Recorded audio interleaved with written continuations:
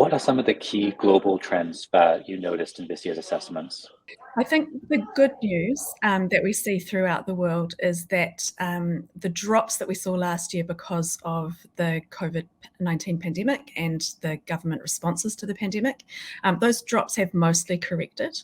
Last year, there were drops all around the world in all rights, and those have mostly reversed. So that's one of the good news trends. Something else that I noticed was really on the move is Saudi Arabia's scores.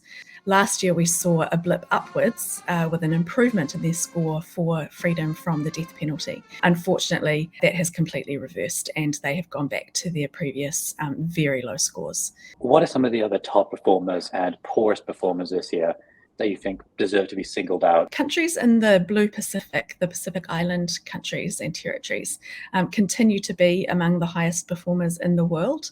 Many of those countries top the tables for just about every right that we measure.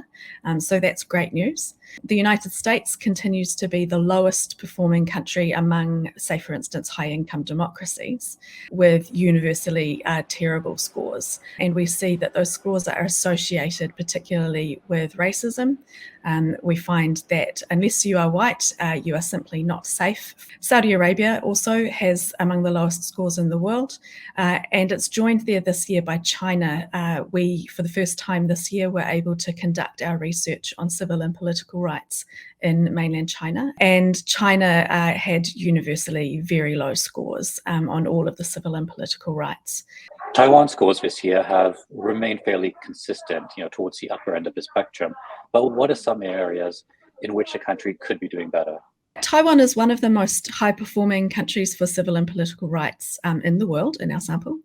And it does very well on most of the rights, but there is a blip. Taiwan still uses the death penalty, as you know, and most countries with high scores around the world have eliminated the death penalty.